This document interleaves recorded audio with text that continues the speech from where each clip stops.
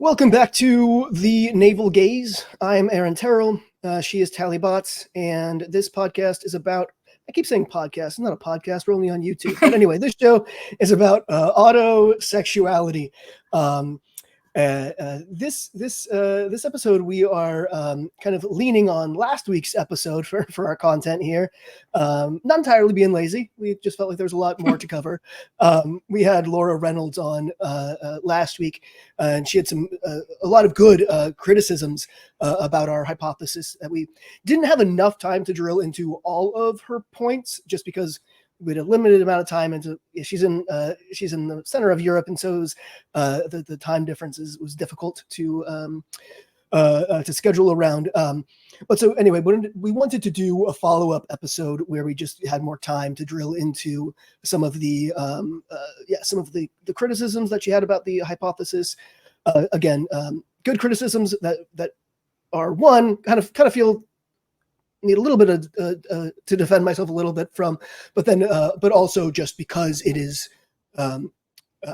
does offer opportunity to kind of dig into the theory more thoroughly. So if you didn't watch the last week's conversation with Laura, please go do so in its entirety. But here we're just gonna dig into a couple of the pieces that she raised that we didn't have time to fully dig into. So anything else we need to kind of say before we? Yeah, no, I think that's right. We want to, we're just taking the time now to expand on some of the points that she brought up. And this is not the final word. We would love to have Laura back on if she'd be willing to come. Frankly, I've got questions from her in rewatching our episode of things that I would like to explore further with her. But this is just going to be our attempt at addressing some of the concerns that she brought to us, because we've been begging for someone to disagree with us, and she did. And so we should we don't want to just skirt over that and move on to the next topic. We want to meaningfully address some of her points. And I think for me, upon reflection, I have more questions than answers. And so we've got a lot of future discussions and directions that we can take this in after we address some of this stuff. Yep, definitely. So I wonder if we should start with the one thing that's a different from the rest, right? The rest of the criticisms that we're going to get into are kind of rooted in the sexology and the meaningfulness of these different categories. But the first criticism that we want to talk about, which we had a whole episode about, our internalized homophobia, is this idea of why is Aaron being criticized as homophobic? And Laura mentioned that sure, some people might be calling you or us homophobic because we're making claims about butch lesbianism in some ways, right? And we're saying that that sexuality, that autosexuality is the root of a lot of homosexuality. Correct, right, exactly. Yeah. And so she's saying, well, sure, some people might be doing that because, they're repressed AAPs or AGPs and they don't want to hear it. But others might be taking offense at some other positions that you've taken politically. And Laura brought up you being against gay marriage, Aaron. How dare you as a gay married woman? Me, not you. But yeah, I think we should talk about this. We don't want to make this like a political conversation, but it's worth addressing a little bit at least. Yeah, because I think she has, that was good criticism that hadn't occurred to me. It's almost like, if I can't be too up in arms against these accusations when I'm also saying things like, I don't think same-sex marriage and opposite-sex marriage should be the same legal institution. It's basically, I'm saying, separate but equal kind of thing. Or I'm not even really saying that. I think that I do believe that homosexual couples should be able to enter into legally binding unions that offer a lot of the same kind of legal and financial perks as heterosexual unions. But I do believe that these should be separate institutions, just because of what marriage has historically been used for. And I think it's just kind of important to honor um, the institution that is a heterosexual union that results in naturally conceived children. And we want to, certainly with a population crisis looming here, we want to incentivize and encourage those relationships, that union. And it feels quite postmodern to me to pretend that a same-sex union and an opposite-sex union are the same thing. That just feels like we're kind of ignoring and obscuring biology to a certain extent, and that it just does not sit right with me, I guess. But yes, I am a hypocrite because I am about to enter into a same-sex marriage, because I do appreciate the benefits that are there offered for me, and why would I deny myself? What's freely being offered to me? You made a good example when we were talking offline about. Yeah. Yeah. No, I'll make that example now. Exactly. I think like hypocrisy in quotation marks in this sort of DEI age is to be expected, right? Like I also think that DEI initiatives and this idea that if you're come from a marginalized group that that means that you have some diverse opinion or viewpoint. Like the example being that like my wife and I are given offers to speak and stuff as like as queer people, as women, as women of color and stuff like that. And I resent these things, and I don't think that people's like. I think that we should be focusing on the work that people do and the value that they're bringing to society or to their field, and not on their sexual orientation or their gender identity or their sex or any of these things. But yeah, I'm going to take the, like, you want to feature me in a commercial during Pride Month? That's free publicity and free advertisement. So I'm going to take it. I am against the idea of doing this, right? I'm against this idea, but I'm going to take advantage of it when it's presented to me. And maybe that is just hypocritical, and we should be taking stands, and Aaron shouldn't get married if he doesn't believe in same-sex marriage, and I shouldn't be taking these opportunities. And so, yeah, maybe we're just hypocrites. Maybe that's where that lands. I want to respond a little bit to like the same-sex marriage stuff. I personally, it doesn't offend me. Like I've gotten used to, and in fact, I enjoy talking to people with different perspectives and opinions, and I don't need to take personal offense to them. I don't take personal offense to people who are against homosexuality, period.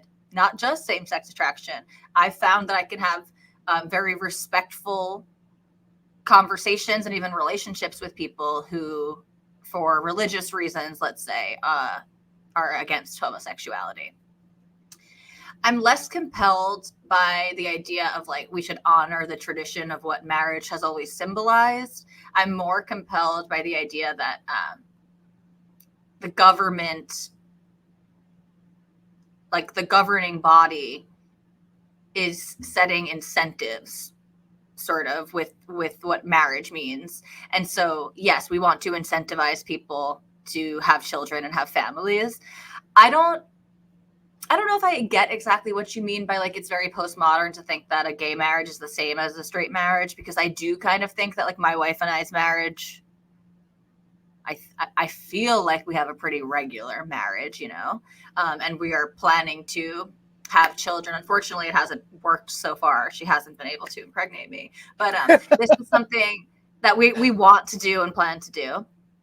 So yeah, I'm more compelled by the idea that this is like supposed to incentivize reproduction, and less compelled by the idea that these are characteristically different institutions.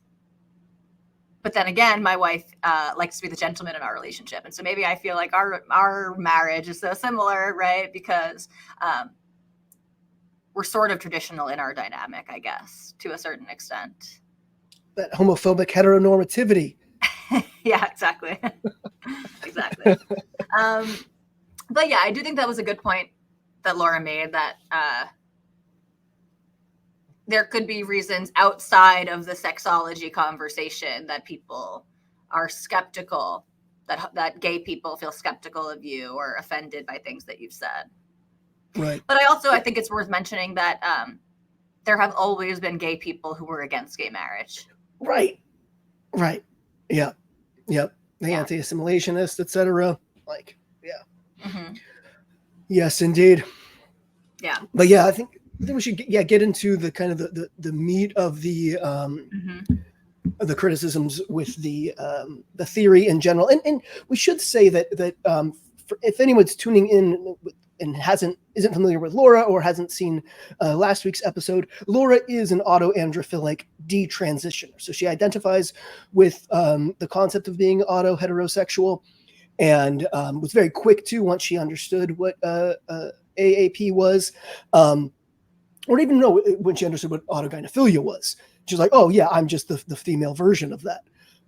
It was very obvious to her. And so she doesn't disagree with this hypothesis in general. There's just, she has criticisms of how we're presenting it and some details of our hypothesis here. So, yeah, I think the first one that is a comment that we've gotten a lot, so it'll be good to flesh this out a little bit, is if AAP is not always going to present very sexually, if it's not going to be explicitly erotically motivated, then is it AAP, right? Like if someone is just having these kind of romantic, emotional, feels, and it's not explicitly sexual for them, is it actually autoandrophilia? Like if AGP is a paraphilia, basically in males, then how could the paraphilia analog in females be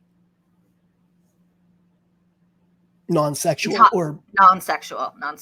Yeah. And I think the answer to that is, well, I just take issue with using the paraphilia to describe either of them. Honestly, that's where I think that that AAP and AGP both are better described as sexual orientations. And just like how males' attraction to females is pretty overtly sexual, it's not ambiguous in that way. Whereas I think a lot of female heterosexuality is experienced much more romantically, and sexuality comes later, or the sexual aspect of it is usually pretty confined to sexual scenarios. Whereas, let me pause on that for a second. Yeah, no, that's exactly where like this whole demisexuality thing comes from. And I think you make a good point. And some women get offended, and maybe these are women with stronger than average sexual drives, but they'll say, like to say that women's sexuality is not visual, or is not, that women like can't distinguish between an attractive man and non-attractive man. That's not what we're trying to say. The women might be, they know who they're more or less attracted to when they're looking at different men, but there are plenty of people, lots of women, right, who they are looking for a different emotional or personality traits in a partner. And then looking for that in men that they find generally on the attractive side, not on the unattractive side. And this is so common that people thought that it warranted its own sexual label of demisexuality. And so, sorry, I just wanted to make that point, that it's not that women can't distinguish between attractive and unattractive, but their attraction oftentimes grows when they're feeling emotionally involved. Right. Yeah. And I think it's important to talk about what we're talking about with sexual attraction. Like for men, it's very tied to visuals, and it's whereas like a man can see an attractive woman he knows nothing about and experience intense arousal, actual like erection, whereas with females, that's much less likely the case. It's you see somebody who you find attractive, and this is not a direct arousal response in most women, to my knowledge. I don't think, many women will look at a man they know absolutely nothing about and become sexually aroused just by his appearance. That's not really how female sexuality tends to work. I think it is more often the case of like having these personality traits, all these other maybe physical aspects that are attractive. They are then attracted to in more of a romantic way that will then lead into sexual arousal response, usually precipitated by touch or fantasy about that, that man or that scenario, or if they're homosexual, that female, whatever. But it's just so much more subdued, context dependent, etc. And what I'm saying here is that AAP is going to manifest exactly that same way, the same way that female allosexuality manifests, which is much more about, it's just much more abstract and becomes sexual in the sexual dynamic. So there's the sexual arousal response is going to be around ideas about being male in a sexual scenario, not so much in non-sexual scenarios. No, that just reminded me of something else too. And I know I'm not going to say that this is the experience for every woman, but this is a pattern that I've seen come up in different conversations. And also, like I used to listen to Esther Perel's podcast. Is it Where Do We Begin? I'll figure out the name of it. But it was like couples therapy turned into a podcast, right? So she would have these long, extended, anonymous therapy sessions with these couples. And that was the basis of the podcast. Really interesting. I would recommend it. But I think what I've heard, and I can relate to this experience too, is like you're saying, for a lot of women, their sex drive is just lower. So they're not wanting to have sex, let's say, as frequently maybe as their partner.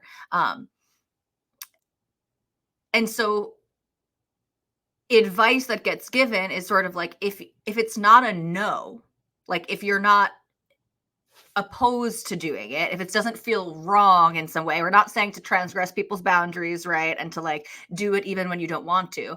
But if it's not that you don't want to, but you're just sort of indifferent, like you yourself are not horny, that starting, like leaning into it and seeing can often then progress into you being totally happy to do it. And in fact, wanting to do it. I think what you said is actually really key, like the touch part, right? It's sort of like, right. Maybe a woman is not looking at her husband, is not like, oh God, right now, ravage me, baby. Right. But then if they start making out and doing some heavy petting, then they're aroused and they're ready to do it. Whereas 15 minutes ago, they weren't. They had no sexual arousal. But yeah, once you get into the sexual experience, they become aroused and they're into it. And it's a successful experience within the couple. And so I think that is a really good point. That does seem to be true, not for every single woman, but a part of female sexuality on average, is that you can access that sort of arousal and stuff when you're put into a sexual experience, even if it's not coming up for you all the time outside of explicitly sexual experiences. Yep, definitely. And I think it goes back to what you were saying about originally, like a diagnostic criteria for females is not like they were asking the males back in the day. It's like, are you aroused by wearing women's clothes? But are you like you said, like already in the sexual scenario? Is going to be a much better determining factor in females. And Laura is quick to identify, again, AAP in herself because she is more kind of male typical about her sexuality, and she's much higher drive, and this is also the case with a lot of other females who immediately, I've repeated this over and over again, but a lot of females who immediately identified with the concept of AAP, they are going to have higher than normal libidos for women. But where I think people are getting this wrong is they're thinking, therefore AAP doesn't exist in women with more female typical libidos or just kind of like sexual responses. And I think that's the misunderstanding here, because that gets back to that root of paraphilia versus orientation. Mhm. Whereas like if your orientation is autoandrophilic, it's going to experience more similarly to how I experienced it and how many other people who I believe to be autoandrophilic but have not identified that in themselves, because it doesn't feel overtly sexual, but it does seem to be the root of their autogynophobia, the aversion to their female body, and the need to be male sexually. So yeah, just because it isn't overtly and chronically arousing to think of yourself as male or being interacted with as if you were male or wearing, male typical clothing, that doesn't rule out autoandrophilia, just because, again, autoandrophilia is the best explanation we can find for that autogynophobia, aversion to the female self, and the sexual necessity of perceiving oneself as male. Yeah, I think also, like, I'm not ready to entirely say that Laura's sexuality is more masked. Like, I do think that she, and we said this in the last episode, that she's probably like more towards the end on the bell curve for female sexuality, but like I don't know that she necessarily has like a super high libido or anything. But for her, it was much easier to identify because for her, it was just saliently a sexual thing, right? And she described that before she had the word for autoandrophilia or even autogynephilia, she saw her experience as like a fetish for wanting to be a gay man. And that's something that I would like to discuss with her in the future, of like how why she believes she's AAP and not AHE, why she believes that she's autoandrophilic and not autohomoerotic. We didn't get to discuss that. But yeah, it does seem for some people it's the sexuality is more salient. But it's interesting because I think for other people, even if it doesn't feel explicitly sexual, as in like they don't associate their desire to be a man with their sexuality, they're still engaging in some of those same sexual behaviors. So being the penetrator, right? And so like there, I think, are AAPs or people who we would classify as AAP who maybe are not classifying themselves that way, who don't connect necessarily their drive to be a man as a sexual motivation. It doesn't feel like it's like coming from eroticism, but even in sexual experiences, right? They're already engaging in this pattern of behavior, this autosexual pattern of behavior. Exactly. Yep. Yeah, and I think for me too, you said that how could it be sexual, or if it's not sexual, how is it AAP? And you said you think that's because we're kind of leaning too hard on the paraphilia word when it's more of a sexual orientation. But I think for me personally, the reason that I feel confident that it could be AAP, even when it's not explicitly erotic, is just because we see this in the males. Yes. And we've always seen this in the males. And so there have always been AGPs for whom they're having no sex. They're not even touching themselves, right? Their autoandrophobia is so severe. They've had an asexual presentation, for the entire time. And this has been well established in the research, right? This cohort was sort of known as is it the primary transsexual? I don't know. Right? I don't know who made that classification, but I know that someone did, basically. So it has been observed, right, since autogynephilia has been studied, and even before we had the term autogynephilia, that this presentation of males exists. And so if that can happen, if that can manifest in the males who are on average much higher sex drive, right, much more sexually motivated, much higher libido, then to me it seems obvious that or rather, if an analog does exist in females, that of course that presentation could exist as well. And I think for some, we have so much evidence for AGP that we don't have for AAP. So I think this pushback is valid and necessary. But I think there are a handful of people who give us pushback on this sort of non-erotic motivations of AAPs, who would very quickly identify this non-erotic version in males as AGP. Like they would agree that, the 18-year-old boys showing up to the gender clinic who don't masturbate, right? Like the cohort that has been talked about a lot recently as potentially the ROGD boys, they would agree that these people are actually AGP, even if they're not masturbating at all. So there's at least no like sexual gratification taking place there. So I think that's what I lean on the most is like, you're right. We don't know that much about AAP, but we see this presentation in the males. Right. Yeah. So why wouldn't we in females? Yeah. Next point that Laura raised that we want to get into is, does Aaron think that AAP is mostly wait, how does this phrase here? Mostly butch lesbians, basically. So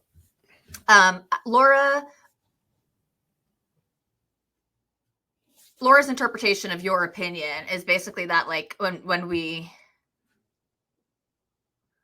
kind of look at the cohort of AAP, or maybe especially the younger cohort, maybe especially the newer cohort that gets commonly classified as ROGD, she's under the impression that you see most of those gay trans men as actually ROGD, and that being a butch lesbian is more indicative of AAP orientation than being a young gay trans man. So is that what you believe? Do you believe that AAP is going to be majority lesbian identified or majority meta homosexual? Yeah. So good question. And this is very, I think, time dependent, as in current culture versus just a few years ago.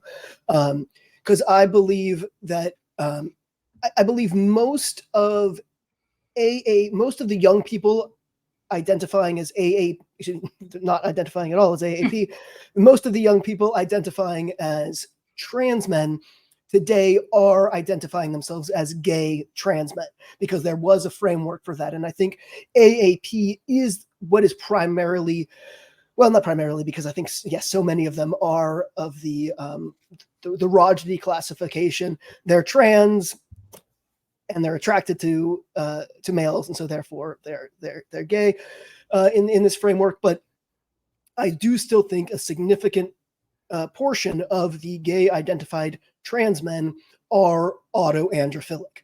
So I do think that they aren't necessarily rapid onset. However, the ones from like pre-2015. So 2015 is I think the kind of the watershed moment, as it were, when the floodgates opened and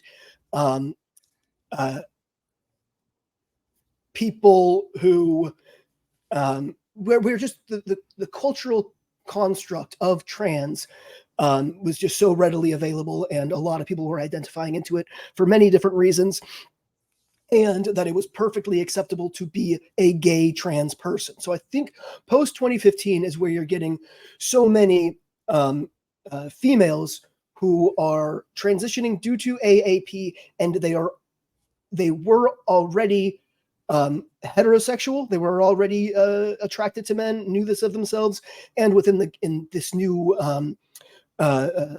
in this pro-trans culture we now live in, they can be gay trans men. So that gay trans man, when I was transitioning back in 2010, 2011-ish, that wasn't such a thing. I felt insane for believing myself to be a gay trans man. It was always just lesbians who were transitioning, right? And so, but post 2015, when this was so, again, the floodgates had opened. It was very, very normal, very, not uncommon to see gay identified trans men. Previous to that, though, I believe autoandrophilic gender dysphoria was being dealt with as butch lesbianism. It was understood as a butch lesbian experience, and therefore people with AAP, females with AAP, would gravitate to the butch lesbian identity, live as butch women, and then once they then more and more the trans narrative became available. They realized how easy and accessible transition was. So more and more of these autoandrophilic females are transitioning to be mostly gay by trans men. But yeah, the distinction here, I think, is time as far as our culture goes. What is acceptable identification and what isn't. So before, the lesbian identity was the gay or the butch lesbian identity was what AAPs were funneled into. Then they transitioned, but nowadays you can just opt right into being a gay trans man because that is culturally available. Yeah, I think you make an interesting point that the gay trans man wasn't as common or as acceptable. And so there were even people on record, some of the early transitioners, let's say, of like the 80s and 90s, who admitted that they presented to the clinics, females who they presented to the clinics as lesbians, but they said they were lying, right? So they said that they didn't think they'd be able to get access to transition if they told them that they were straight, which is probably true, depending on like the clinic they were at and the exact time frame. That could have been true. We saw the same thing happen in males, right? Just sort of based on the cult, like it was the idea was like, okay, well, people like to call it all homophobic, and I don't know if how true that is, but there was this idea of like it's okay to create people who are going to fit into society, to create straight people basically out of gay people, but do we want to make someone's life like doubly as hard? We're going to turn them into like a gay person now. So there was reason for that. I don't think that most of the lesbian identified women who ended up becoming gay trans, but I don't think most of them were lying. I think most of them, like you said, they had fallen into lesbianism because that was the most natural way for them to manifest their autoandrophilia. That was the most natural way for them to be able to be masculine, to be the gentleman, to be the pursuer, to be the penetrator. Like that was the way for them to do all of these things, was to be with women. But you make a good point that it'll be harder to know during a time where you can totally be a gay trans guy, especially, not even man, right? It's like, this is the language of these people. Yes, I think that's an interesting point about the time and the level of acceptance. And the people who say like they're gay men incidentally, like, well, I'm trans and I like men, so therefore I'm gay, as opposed to the people like you, where you said like you thought you were sort of crazy for visualizing yourself as a gay man. And people like Laura, who transitioned and detransitioned before the craze, who she saw herself as like having a fetish for gay men, or for wanting to be gay men, a gay man specifically. So yeah, I think that is an interesting distinction, and I've been wondering like how we could determine that, how you could possibly do a differential diagnosis. And what comes back to me is this idea of like the mental mapping. And so is one way to determine who is AGP and who isn't, although I don't know, it would be hard because lots of people who identify as trans say that they see themselves as their gender identity, right? Like in their... Sorry, I'm being super unclear. I don't know what to make of this entirely. Yeah. Because it feels like a critical aspect of like the AGP thing is visualizing yourself as a woman in these sexual scenarios. But then the pushback that you'll get from trans activists is all people see themselves as their gender identity, essentially, in their fantasies. So trans people, of course, see themselves as the opposite sex because that's who they truly are.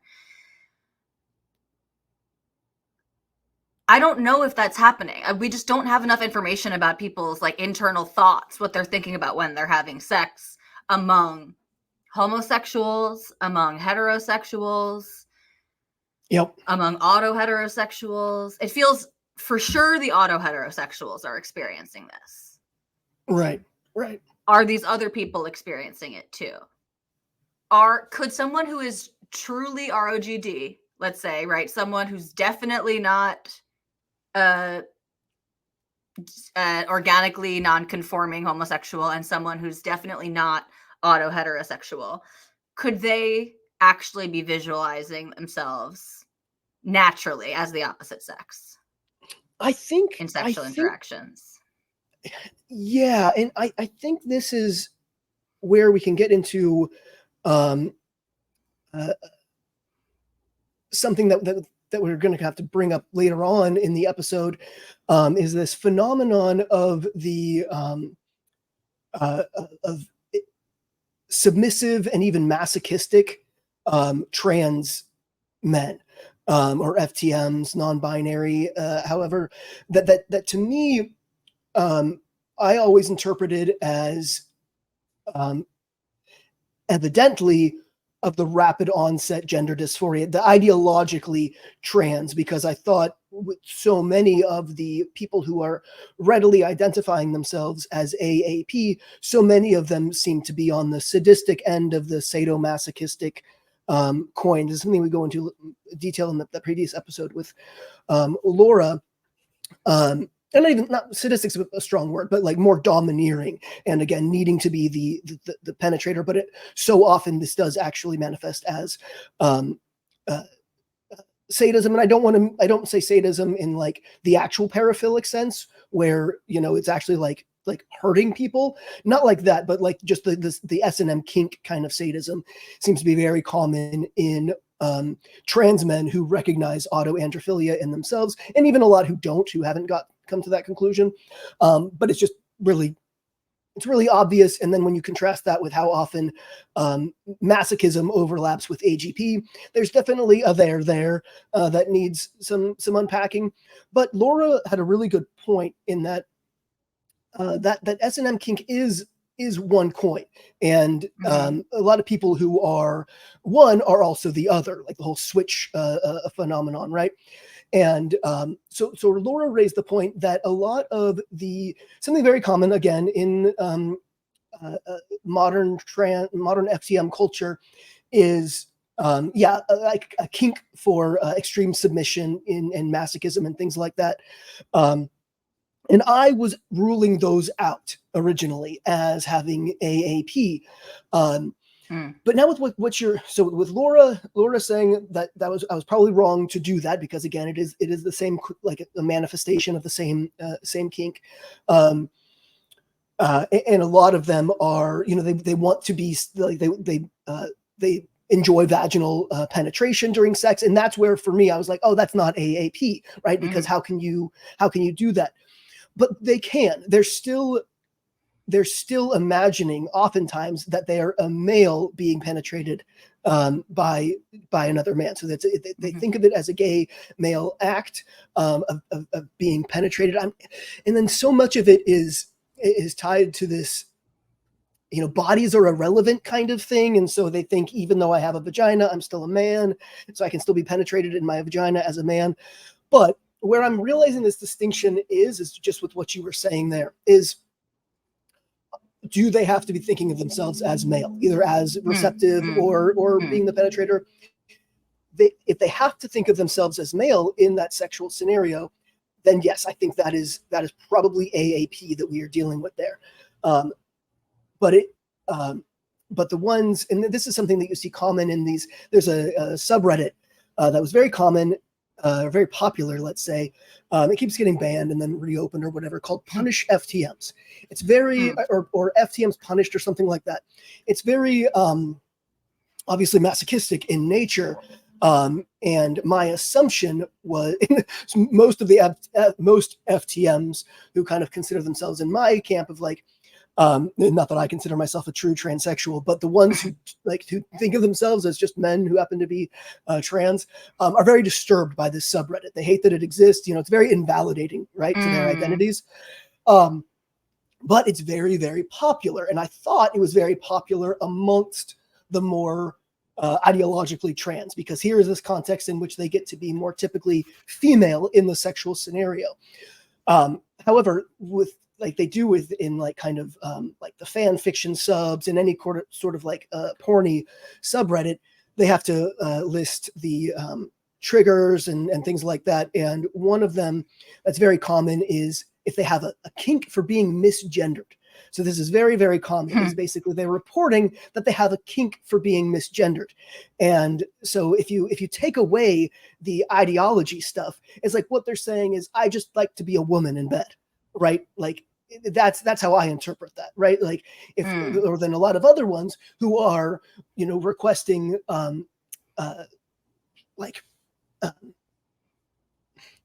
they're listing out like they're like kind of submissive or masochistic kinks, and they'll be very explicit, no misgendering. And so I think if they're doing the whole no misgendering thing, then that is probably indicative of AAP, right? Because it's like, I like to be in this whole kind of masochistic sexual scenario, but absolutely do not misgender me, right? Like still regard me as male, even if I'm, being vaginally penetrated, etc. But the ones who is so much of it is this misgendering kink, though, that they're reporting having is, and I think often in that scenario, it's going to be a case of they have no motivation to be male in any capacity sexually, and so in that case, I would rule out AAP. That's really interesting, and we are going to have to do an episode on sadomasochism, and I'm like nowhere near an expert, so I'm going to have more questions than answers. But what you were just saying reminded me, like, there are also, it's like almost a degradation fetish, which is, I guess, what sort of masochism is, right? There are, like, as far as I understand, Black people who like get off sexually being called the N-word. Like there are like places you can go on the internet where like women will like call you the N-word, and like that's, this is like a sexual thing that you're paying for, basically, right? And they're really Black. So that's how I'm sort of trying to address this idea of like, if they want to be misgendered, do they not really see themselves as a man? I don't know. I think it's an interesting hypothesis of what you're saying of like, these are the people who like sexually, basically, they sort of don't want to be a man, right? Like they want to be misgendered. I don't know exactly what's going on there. But I think that's really it could just be a degradation thing and not, maybe. Maybe it's possible. I don't know though. Right. It's going to depend on knowing so much more about the individual, because really all we can do is make statements about patterns that we see, but each individual, it's not going to line up perfectly for each individual. For sure. What you were just saying about how a lot of FDMs hate the Punish FDM subreddit reminds me a lot of our friend Annie, who's a young AGP trans woman, who she talks all the time about like the like how much she hates and is embarrassed by the behavior of some of these other HBs because she can't understand it. It's so dysphoria inducing the way that they'll talk about their penises and use their penises and stuff like that. And that to me highlights how you can have people with the same thing behaving in very different ways, right? And so like sort of what Laura is saying, the sadists and the masochists can all be AAP in theory, right? And in fact, you're more likely to find both within the same person. I think maybe that's all I'll say for now, because I actually have a bunch more thoughts, but I think it's going to warrant a whole other conversation. And we've talked about this a little bit, how I sort of think that like sadism is an exaggerated form of male sexuality and masochism is an exaggerated form of female sexuality. But we should have another conversation about that. I think more often, it's basically being used as like like an accessory or something like that, like as an exaggeration of that opposite sex identity. But yeah, we should do a whole episode on the S&M thing, and also a whole episode on where are we finding this distinction between Rajdi and AAP. But yeah, so much of what we talked about with Laura is like just kind of begetting more and more discussion. So very, very important conversation. But let's see what should we move on to now? So HSTS being target specific sexuality, or a or just an extension of gender nonconformity. Which one is it? Do you want to take that one first? Yeah, well, Laura agrees with us, and I think we're just all right about this, which is HSTS is not just someone who identified as homosexual before transition. That's never what HSTS was meant to denote. It's not just a homosexual person who decides to transition. And we've talked about this, and Laura elaborated, right? It was supposed to denote this sort of like phenotypically, biologically non-conforming person. And yeah, I think Laura basically said that you might be putting the cart before the horse. So when you were making a statement that, like, how are we supposed to believe that these people are so their sexual orientation is so target specific that it causes them to transition? And Laura was saying, well, I don't know that that's what causes them to transition. She was placing more of the emphasis on the basically that these boys who turn into men have just no shot at being accepted as a man, and so they are so naturally feminine that being able to fit in as a woman is their ultimate goal. And we talked a little bit about how there seems to be a little bit of disagreement amongst the sexologists about whether that's true. I mean, there are some sexologists who believe that there are sexual motivators for HSTS in the same way that there are sexual motivators for AGP. Yeah, I guess the ultimate question is like, are these people transitioning because of their sexuality or because of their organic nonconformity? And I think the issue that we come back to is that it seems more clear-cut in males. Like, the people who are organically non-conforming seem to be very target-specific towards males. They seem to be much more likely to be exclusively androphilic, where the examples of the organically non-conforming females that Laura brought up, like the PCOS cohort, for example, even amongst females who are really androgenized, a majority don't identify as gay, right? You'll see a majority sort of heterosexual identification, let's say like a 60-40 thing. So it's still really high. It's way more predictive of homosexuality and bisexuality than not being androgenized in that way. But it's like nowhere near a 1-to-1. And so it doesn't have that same predictive. So then how could it be, right? How could it sort of be the same in these females if some of these most gender, at least the terminology homosexual, transsexual would be incorrect, because some of these most organically gender non-conforming females are bisexual or straight even. Yep. Yeah, and like I was saying, I feel like we're talking about two different classifications as far as age when it comes to the HSTS. And so like with the HSTS males, while they were very young, so prepubescent, they were highly gender nonconforming, did not fit in at all with the other boys. They fit in very well with the girls. They wanted to be with the girls, playing the girls' games, etc. That's where they just naturally gravitated, naturally felt more comfortable. But then as they grow older, so this is the ones who would feel what we understand to be dysphoria, certainly social dysphoria. And I can certainly see the exact same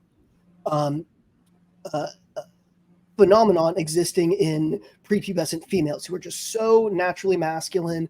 They can't really relate with or don't like to play the girls' games. They naturally gravitate towards the boys. They're rough and tumble, etc. 100% see that female analog existing, but where again, like they don't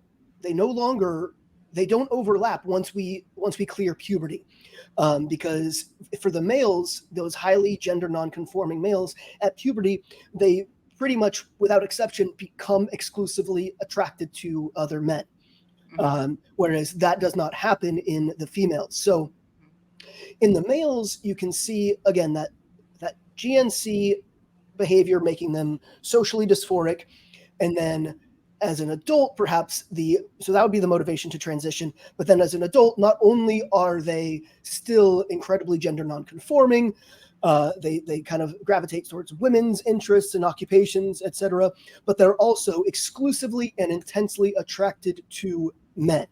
And I believe that an adult HSTS transitioner, that's going to be a greater motivation to, have sexual success with men, is going to be a greater motivation in the males than feeling uncomfortable in the social role of manhood, just because, again, post-puberty, sexuality is just so pervasive and important in the male psychology and kind of, adult drives and motivations, etc. And so yeah, that desire to have sexual success with men seems like it makes perfect sense for the HSTS to pursue transition for that end. The same does not apply to females. So even if the female, this gender nonconforming child, grows up to be exclusively and intensely attracted, or not even intensely, because again, I guess we're going back to that. It's like, if they do exist, yeah, they might, but I need to see it. But it just doesn't make sense that a female is going to grow up to be that so exclusively and intensely attracted to women that she's going to upend her entire life to pursue straight women. Especially when she could get bisexual women by just being, right. like, just leaning into the masculinity. There would be no need to transition in theory. Right. Butch lesbians have a lot of success in the lesbian community.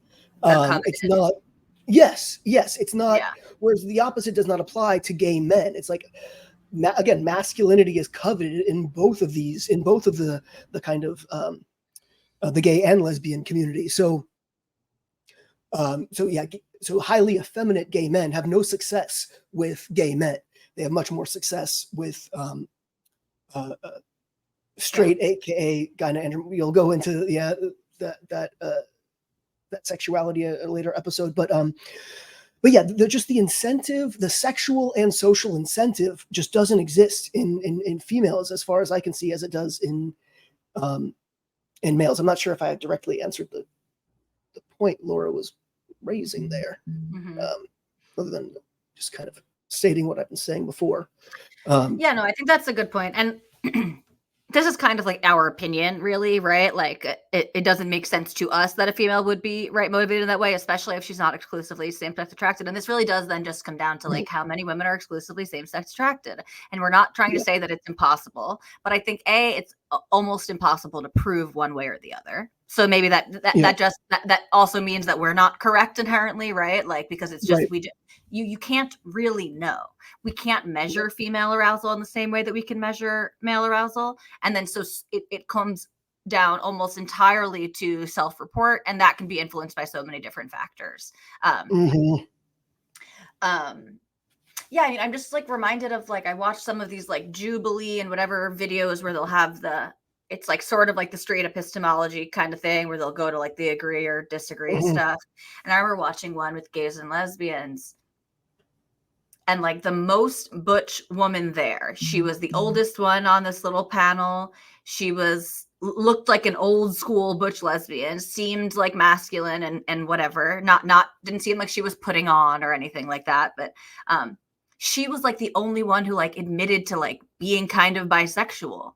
And I was just like, that's pretty fascinating. Yeah. That's pretty, and I've seen this before. Yeah. And it does feel like maybe some of the older ones have less reason to not lie, but like less reason to minimize any potential attraction they might have to males. What was I listening to? Oh, I was listening to a Mr. Girl and Holly Lawford Smith debate about like why women come out as lesbians sort of like later in life, why they realize their lesbianism later in life. And I think it was Mr. Girl who or whatever, one of them was saying it could be sort of a reproduction thing, right? Like they need to like get this like urge to reproduce sort of out of the way first, and then they their homosexuality manifests once they've reproduced. That drive, right? That innate drive is so strong. And I think there's something there. Like, I've talked about this before. Like, I've just heard of lesbians, and like I know this to be true for myself at certain points where like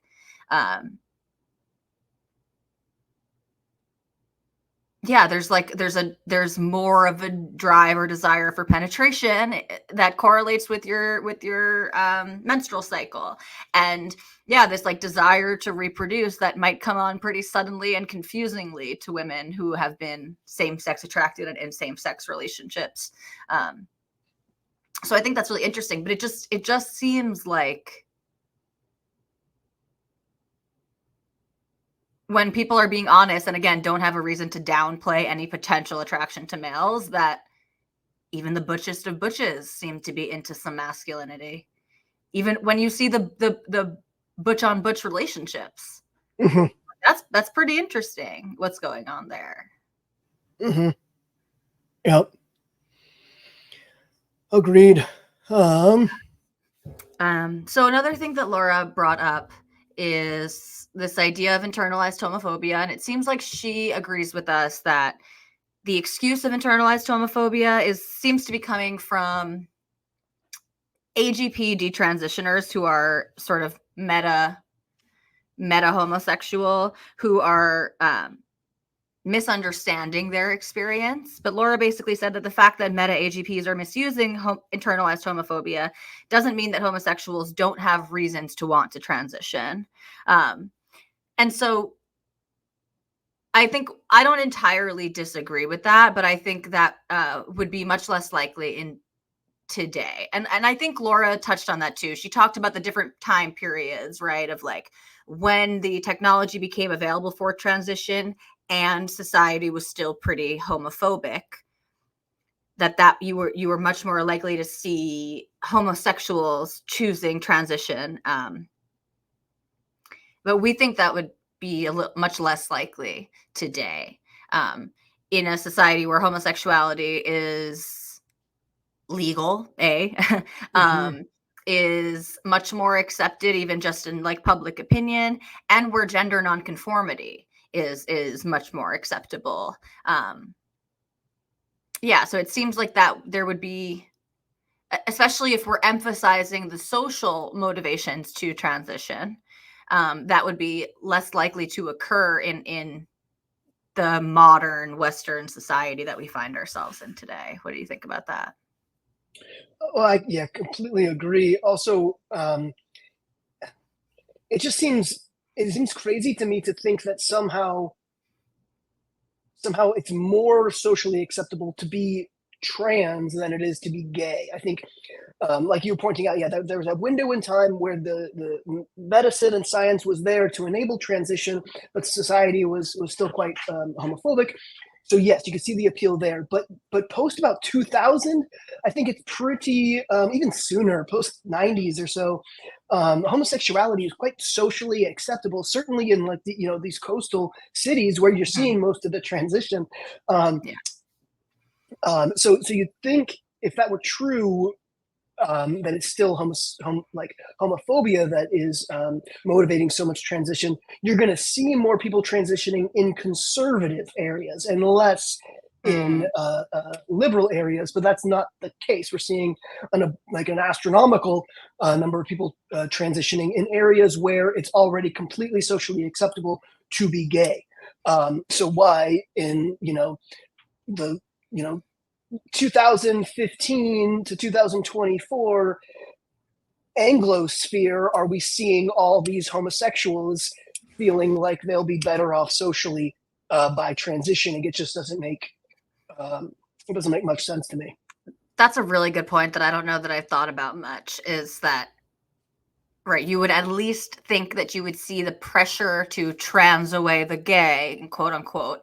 You would see less of that in these more progressive, gay affirming areas, and you don't. That's actually quite interesting, because like people like to bring up the example in Iran, and this is true. It's like in Iran and Pakistan, in these hyper conservative and homophobic societies, for example, you will have effeminate gay men, and I think also in some cases HEPs, hence I've been watching some stuff about Pakistan, but I'll put that on the side. But you are seeing these people transition, right? Because it's just like unacceptable to be gay or to be gender nonconforming in that way. But that's such a good point that you see the most people transitioning in the most pro-gay areas. And so how likely would it be that these people are transitioning due to internalized homophobia or social pressures of homophobia onto them? Yep. That's a really good point. I hadn't really thought about that. And it's interesting too, because you just sparked something in my mind. I've been watching a lot of like 90s talk shows lately, like Donahue and Ricky Lake and stuff like that. And they bring on lots of homosexuals and transsexuals and transvestites and all of this. And they are contending with the homophobia, and if you want to call it transphobia, of the society. But the hosts and the audience are pretty progressive, right? These are being like filmed in New York, and the hosts are very much telling these homophobic parents, like, why won't you just accept your kid? You know, homosexuality is okay. And this is in the 90s. And so, like you said, in these among the coastal elites, quote unquote, this has actually been acceptable for 30 plus years. Right. And the rest of the country hadn't caught up, and that was still clear, right? There was something to fight against. That's why they were having them on as guests and all of this stuff. But there was not a tiny, there were a lot of people who were already there, right? That we should accept homosexuality and all of these things. So yeah, no, that's just really interesting. You kind of blew my mind. That's so obvious. But yeah. Right. It would be, you'd see people transitioning in parts of the world where, or parts of, the Western world where homosexuality isn't so embraced. But now we're seeing the opposite. So, totally that. Really good point. Yeah. Another, I think probably second to last point that Laura brought up that I think we want to talk about. I'm going to read it because I wrote down a quote of what she said, because I think she put it really succinctly, that we want to respond to. So she said, how useful is a sexological theory if most of the people that it would apply to aren't going to recognize it as applying to them without doing a bunch of mental gymnastics that they don't want to do because what they're experiencing doesn't feel sexual? Aaron, what say you? I say when we stop talking about it as a paraphilia and instead frame it as a sexual orientation, no mental gymnastics are needed. It makes complete sense. Just the experience of needing to personally manifest, personally embody that which you are externally attracted to, that makes complete sense. Being aroused by being the opposite sex, that's not really going to apply so much to females, and that's what's necessary in order for it to be understood as a paraphilia. But understanding it as a sexual orientation, getting that target attraction mixed up with what the self should embody. When we understand that as an orientation, again, no mental gymnastics needed. Also, I think just even this idea of like aroused by the idea of themselves as the opposite sex is maybe incomplete, because again, I bring up our friend Annie, and she says, like, yes, her sexual fantasies involve her as a woman, but she is not aroused only picturing herself as a woman. There has to be another person there, and she has to be a woman, right? Like, she needs to be a woman in the fantasy, but there needs to be another person there. It's not simply herself as woman that is arousing. And I think that would be common in AAPs, right? Where, just thinking of themselves, just putting on the masculine clothes is not going to cause this physical arousal. But thinking of themselves as a man with a woman or with another man, that is sexually arousing. Right. To be in the sexual scenario already. Yeah. With another person. And again, like you pointed out, Annie, so that's somebody who's AGP, and we clearly see it being more less paraphilic in that way, and that it's just about the sexual dynamic with another person. And we're going to see that more commonly, I would say, with females for whom sexuality is much more relational and dynamic driven, and less right. able to And this is separate from those things. again just another example of, if it can happen in AGP, then I think it could obviously happen in AAP, because Annie doesn't fancy herself as like having a more female typical sexuality. She's very clear, no, Right. I'm a male. What I'm experiencing Right. is a male experience of sexuality. So she doesn't think that it's like relational for her in that aspect, because she's actually more feminine. But if it happens like this in males with male sexuality, then of course it could happen in females with female sexuality, if an analog does in fact exist. And I think Laura's the criticism there is a good one, because we've gotten this a lot, I think, from really thoughtful people. There's another like a trans widow who has interacted with our stuff a little bit, who is like really knowledgeable on AGP. And I think she doesn't seem very politically motivated. Like, she's not trying to demonize AGP. She's trying to share her experience and share her understanding of the typology, which I think she has a really good understanding of. But she too kind of felt like you guys are just trying to fit square pegs into round holes, right? Like it takes all of these mental gymnastics to get to this point of saying a butch lesbian is actually an autoandrophile who is so attracted to masculinity that she wants to embody it, right? So I think it's a really fair criticism, but I think one response I have to that is just like in my wife's example, when this was presented to her, and it wasn't presented as a paraphilia, and it wasn't presented as like, here's the AGP thing, and we think something similar might be happening in women. It required no mental gymnastics at all. She heard it. She felt a little embarrassed, like caught, right? Like, oh, these are things that I've only thought in my head. How did you know that? But there were no mental gymnastics involved. It was just like, yeah, yep, that's what I experienced, right? And I think like the same thing with, I've mentioned this before, but Phil has a checklist in the beginning of his autoheterosexual book. That when my wife went through the checklist, she checked off pretty much all of them except for like maybe two. That had to do with like opposite sex, which my wife is not having. But all of the rest of them applied to her. And my wife is someone who most people would want to categorize as HSTS, or at least as like obviously not AAP, right? Because she's been exclusively same-sex attracted her entire adult life, blah, blah, blah. But it didn't take mental gymnastics at all. And so either my wife is AAP, or Phil's checklist is so broad that it applies to like basically every dysphoric.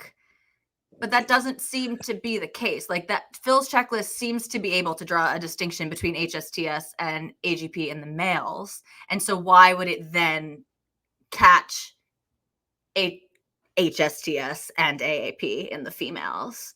I don't know how clear that was. And I don't know if you want to help me flesh out the stuff with my wife there, but I just think like it doesn't necessarily, when you just look at the experience, it doesn't necessarily take mental gymnastics. It takes mental gymnastics when you're kind of looking at, like you said, as this like this theory of a paraphilia, which is this strong sexual desire to become the opposite sex because that is what you are attracted to. When you put it like that, then it's like, okay, but how could these boys who aren't even masturbating be this? And how could these butch lesbians who aren't even attracted to men be this? But when you just talk about the experience, this envy desire experience, right? This picturing yourself as the opposite sex during sexual interactions and fantasies, this desire to embody the opposite sex sexually, right? We talked about like being the penetrator. When you just look at the experiences, I don't think it requires any mental gymnastics, really. No, I don't think so either.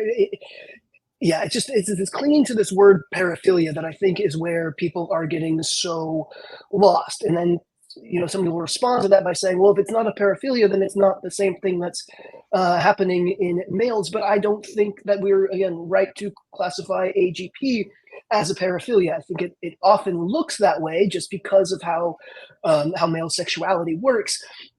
But I really think that we are doing a disservice to understanding this root phenomenon by calling either of them paraphilias. This is where the trans activists are right.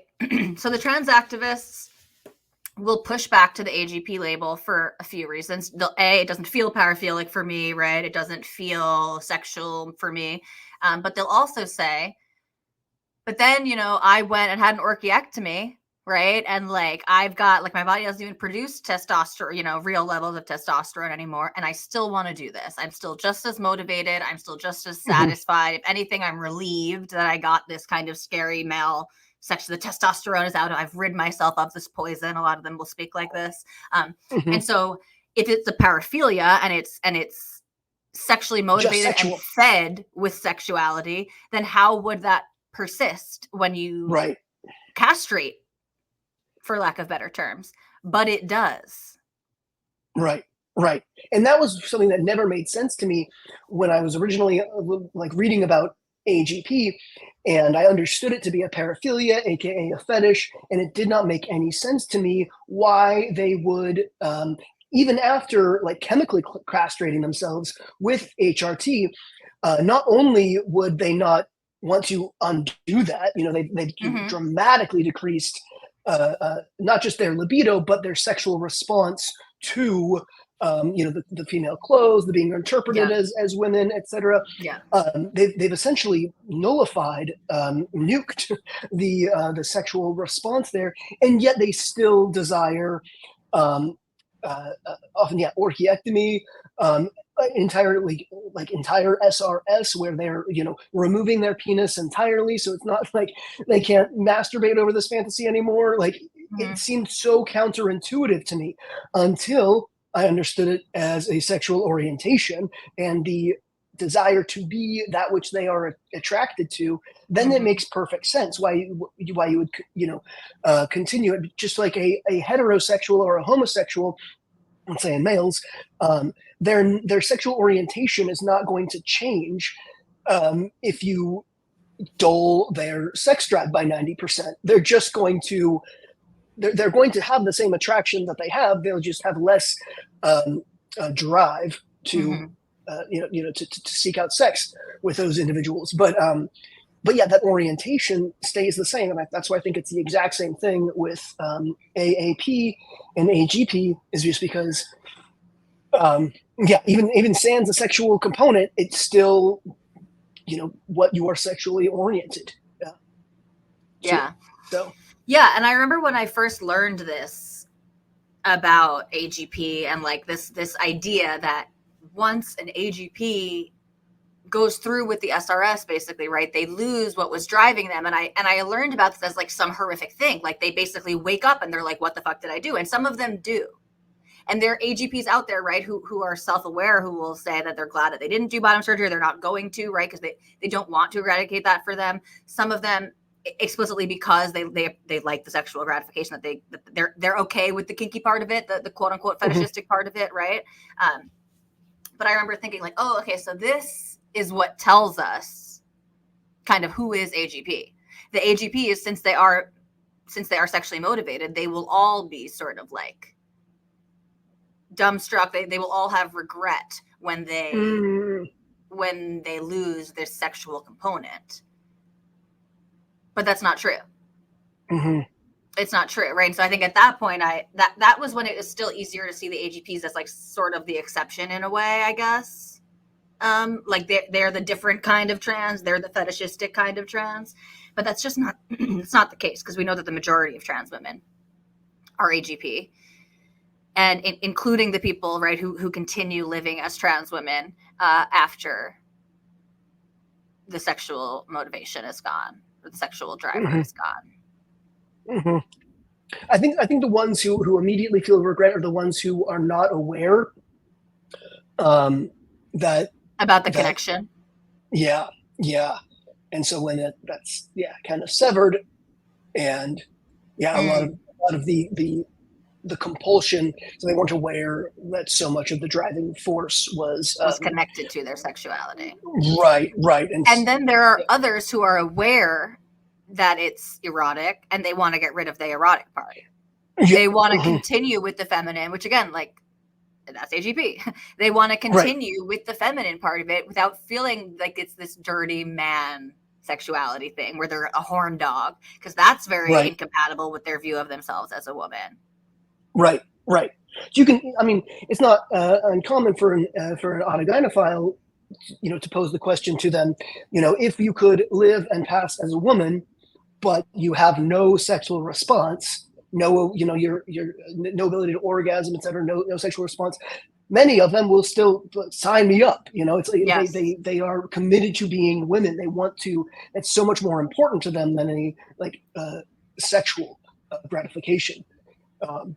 It could bring. Right, in a similar way for you, right, where you were going to do this thing, even though you believed that it was going to resign you to basically asexuality. Right.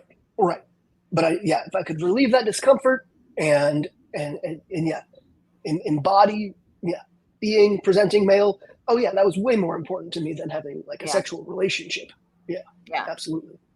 Yeah. Yep. Yeah, and then I guess the last thing that we wanted to touch on is the detransition stuff. And so, Aaron, you've made a claim in the past that you think that auto-heterosexuals, so both AGPs and AAPs, would be less likely to detransition than maybe someone who's ROGD and someone who's HSTS. Do you basically think that auto-heterosexuals are going to be the least likely to detransition across the board? Is that your belief?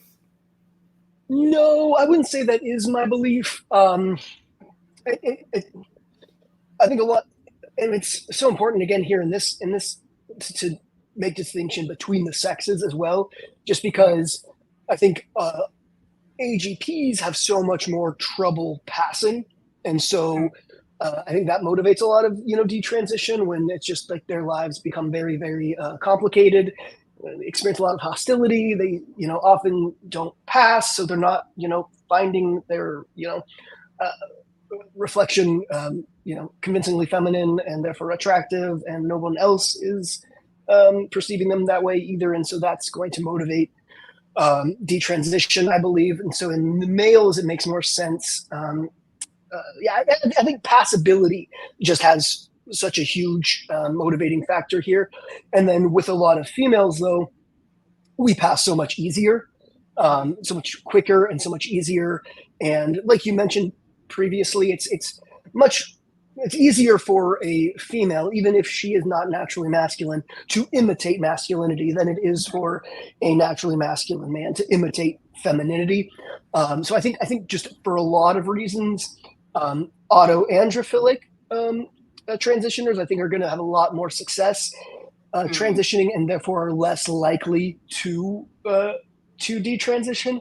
But I don't understand this idea that people who would transition due to ideological reasons will be less likely to detransition. Here, what I do believe, though, is that somebody who transitioned for ideological reasons will have a much harder time coming to the decision to detransition, because so for a lot of people, say again with the AGPs, it's their motivation was to transition, live as pass as a woman. When they can't do that, they're like, screw this, it didn't work, I'm going back.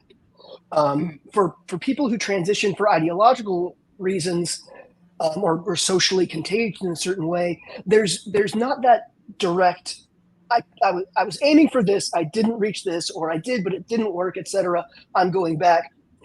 Their transition was motivated by such abstract social reasons that it's so for so many of them it's this sense of this moral obligation to queer the patriarchy, and you have to, and so much of that is tied into the woke social justice, right, because cis normativity is oppressive. Right, yeah. And so in order to feel regret about their transition, they'll have to determine, okay, no, cis heteronormativity is not oppressive. I am not, doing something righteous and important by presenting myself this way. And you have to unlearn, it's like first leaving a religion and then dealing with the regret of like body modifications and stuff like that. And I think, so I guess it's just a completely different kettle of fish as far as detransition or just kind of making peace or Mm-hmm. I don't know. What Yeah, are no. your thoughts there? I think I have a lot of questions. And we kind of, when we were planning for this conversation, we kind of decided that we're going to need to talk about RGD in another, it's deserving of its own episode and its own conversation. Because the claim that we're addressing right now is that Laura does not believe that AAPs would be less likely to detransition than RGDs. But as you and I were talking about off camera, like what exactly is ROGD, especially when we feel like there's a rapid progression aspect to auto heterosexual transition happening. Mm-hmm. So like, who are these people without the initial internal drive, basically, and like what is motivating them, and is their experience gender dysphoria in the same way that like Blanchard sort of conceptualized that like HSTS and AGP are these different things, but they bring you to the same place. And he was very clear to say like one is not more valid than the other because they're all here experiencing this gender dysphoria, right? And so that is what should make you eligible for transition, not like what caused your gender dysphoria. So yeah, I'm curious, like, do they have gender dysphoria? Are they feeling these same things as the auto heterosexuals and the homosexual transsexuals? I don't know. So I think that's an important distinction to make, because the debate goes on over what proportion of these ROGD kids or young adults, what proportion of them could truly walk away from the ideology and then no longer struggle with gender stuff. Yeah, I guess that is the distinction. Yeah. Right. For whom can it be cured? Right. Yeah. For whom, I think so many, let's say, who had maybe a smidgen of AAP, but the transition and the ideology kind of blew it up. I still think for those individuals, it's going to be a lot more difficult to put Pandora back in the box, right? And go back to feeling just a little spark. But then I think there are still some for whom it is all entirely externally socially motivated. And if they can, unpack the ideology, there's not going to be this internal temptation that they're wrestling with for, the rest of forever, that they're going to feel dysphoric about their female bodies forever. For them. Right. Yes. Because it's not connected to their sexual orientation. Yeah. So finding those people for whom, it's much, much easier to, just kind of set the ideology aside, and and it's not going to keep rearing its head. But we definitely do need to do a whole episode on rapid onset gender dysphoria, and can we meaningfully distinguish it from low level auto heterosexuality. And then where the homosexuals fit in there. How many of them are exclusively homosexual versus going in and identifying as a non-oppressive sexuality, such as bisexuality or pansexuality?